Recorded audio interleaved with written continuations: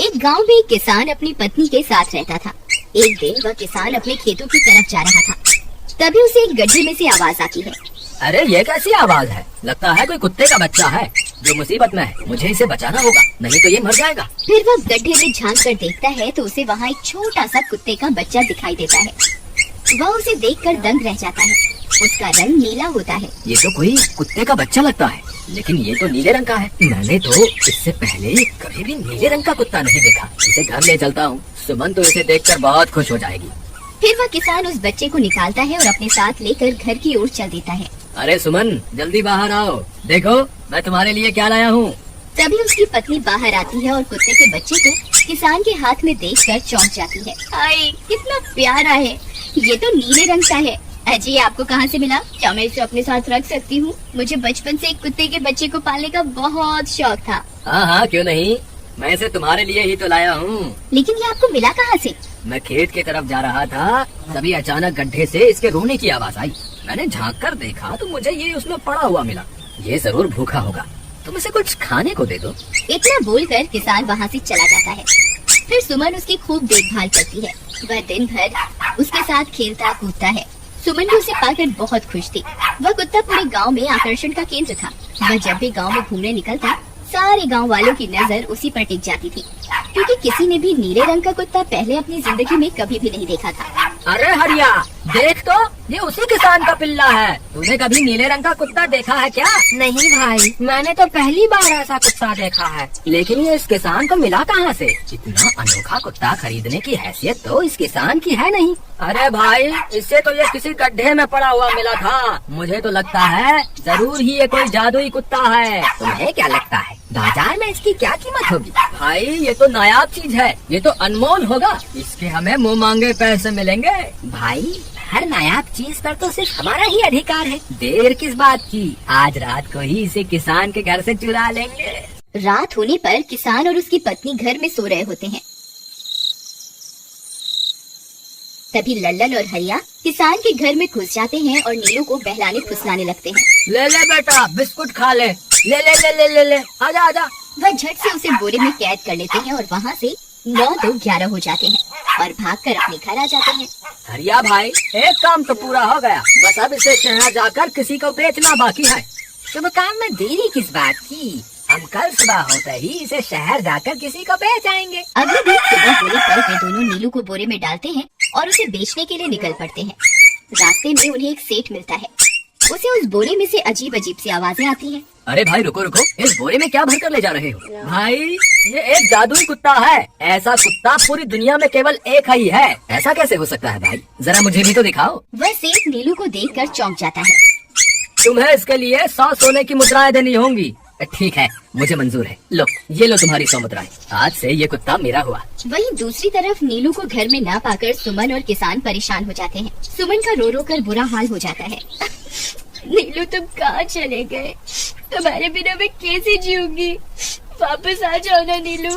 अजी, मेरे नीलू को कहीं से भी ढूंढ कर लाइए। जब तक वो वापस नहीं आएगा मैं खाना नहीं खाऊंगी। ठीक है, तुम रोना बंद करो, मैं उसे ढूंढ कर लाता हूँ। फिर किसान गांव में लोगों से नीलू के बारे में पूछता है। अरे भाई, मैंने तुम्हारे कुत्ते को देखा था। वो लल्लन और हरिया तुम्हारे घर से बोरे में किसी को भरकर ले जा रहे थे। वो अवश्य ही तुम्हारा कुत्ता होगा। फिर किसान भागता हुआ लल्लन के घर जाता है। लल्लन, मुझे पता चल गया है, तुम्ही ने मेरे नीलू को चुराया है। उसे अभी के अभी वापस लौटा दो, नहीं तो मुखिया से कहकर तुम्हें कड़ी से कड़ी सजा दिलवाऊंगा। अरे हरिया भाई, इसे कैसे पता चल गया? मुझे लगता है किसी ने हमें उसे चुराते हुए देख लिया होगा। मुझे अभी के अभी मेरा कुत्ता वापस करो, नहीं तो अच्छा नहीं होगा। भाई, तुम्हारे कुत्ते को तो हमने 100 मुद्राओं में बेच दिया। अब तुम चाहो तो सारी मुद्राएं रख लो और हमें छोड़ दो। नहीं, मुझे मेरा कुत्ता ही चाहिए। तुम्हारे पास कल सुबह तक का वक्त है। कैसे भी करके उस व्यापारी को ढूंढो और मुझे मेरा कुत्ता वापस ला कर दो, नहीं तो जेल जाने के लिए तैयार हो जाओ। इतना बोलकर किसान वहाँ से चला जाता है। अरे मर गए रे, अब क्या करें? ये तो थानेदार की धमकी देकर गया है। लल्लन भाई, मुझे जेल नहीं जाना, कुछ करो ना। अरे अब क्या होगा? चलो उस सेठ को ढूंढते हैं, उसे उसके सारे पैसे लौटाकर उस कुत्ते को वापस ले लेंगे। वे दोनों उस सेठ की तलाश में निकल पड़ते हैं, लेकिन बहुत देर तक ढूंढने पर भी उन्हें वह सेठ नहीं मिलता। लल्लन भाई, यहाँ तो सेठ का कोई नामो निशान ही नहीं है। न जाने अब तक कहाँ निकल गया होगा। अब क्या करें? हमारे पास कल सुबह तक का ही वक्त है। अरे हरिया, वो देख, ये तो बिल्कुल किसान के कुत्ते जैसा ही लग रहा है। तुम्हारी आंखों में मोतियाबिंद हो गया है क्या बेवकूफ? किसान का कुत्ता नीले रंग का था और ये तो भूरे रंग का है। क्या तुम्हें नीले और भूरे रंग में फर्क दिखाई नहीं देता? अरे तो क्या हुआ, अगर हम इसे नीले रंग से रंग दें तो उसके बाद ये हूबहू नीलू जैसा ही दिखेगा। बात तो तुम सही कहते हो भाई। चलो फिर देर किस बात की, अभी इसे पकड़ते हैं। फिर वे दोनों उस कुत्ते को पकड़कर अपने घर ले जाते हैं और नीले रंग का पानी घोलकर उसे उसमें डुबो कर उसका रंग भी नीला कर देते हैं। अरे भाई हरिया, ये तो बिल्कुल नीलू जैसा ही दिख रहा है। फिर अगले दिन वे उस कुत्ते को अपने साथ लेकर किसान के घर जाते हैं। अरे भाई मोहन, देखो हम तुम्हारे लिए क्या लाए हैं, जल्दी आओ, तुम्हारा नीलू वापस आ गया है, जल्दी आओ। किसान और सुमन की खुशी का ठिकाना नहीं रहा। लल्लन और हरिया, तुमने गुनाह तो बहुत बड़ा किया था, लेकिन वक्त रहते तुमने अपनी गलती को सुधार लिया, इसलिए मुझे तुमसे अब कोई शिकायत नहीं है। तुम दोनों जा सकते हो। फिर वे दोनों वहाँ से निकल जाते हैं। नीलू, तुम वापस आ गए। मुझे तुम्हारी कितनी फिक्र हो रही थी। कहाँ चले गए थे तुम? हाँ, आज के बाद मैं तुम्हें कभी अकेला नहीं छोड़ूंगी। मेरा नीलू इतने दिनों बाद घर आया है, इतना गंदा भी हो गया है। चलो अब हम नहाई करेंगे। फिर सुमन उसे नहलाने लगती है। अरे मेरा नीलू नहाई करेगा, इतना गंदा हो गया है। पानी उसके ऊपर पड़ते ही वह कुत्ता छटपटाने लगता है। अरे क्या हुआ नीलू, तुझे तो नहाना बहुत पसंद था, आज क्या हो गया तुझे? तभी उसका सारा नीला रंग उतरने लगता है। अरे ये क्या, इसका रंग क्यों उतर रहा है? तभी वह कुत्ता गुस्से में आकर सुमन को काट लेता है। अरे मर गई रे, हाय रे। अरे सुनो जी, इसने तो मुझे काट खाया। हाय रे अजी, सुनते हो? जल्दी आओ, मुझे लगता है ये हमारा नीलू नहीं है। देखो, इसका तो सारा रंग ही उतर गया। ये तुमने ठीक नहीं किया लल्लन, अब मुझसे बुरा कोई नहीं होगा। फिर किसान गुस्से में लल्लन और हरिया के घर जाता है।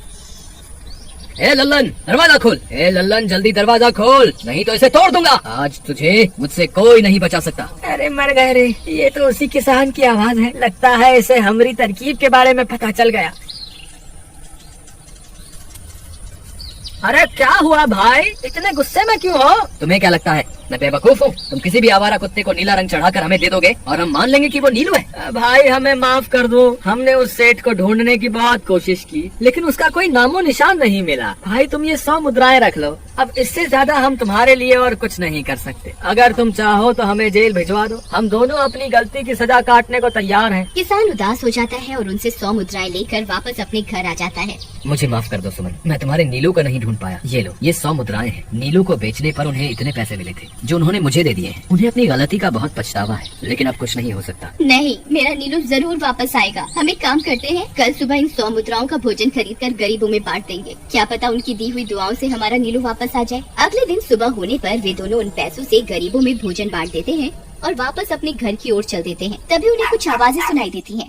वे दोनों चौंक जाते हैं। अरे ये तो मेरे नीलू की आवाज है। नीलू, नीलू तुम कहाँ हो? तभी सामने से नीलू भागता हुआ उनके पास आता है। नीलू तुम वापस आ गए, तुम कहाँ चले गए थे?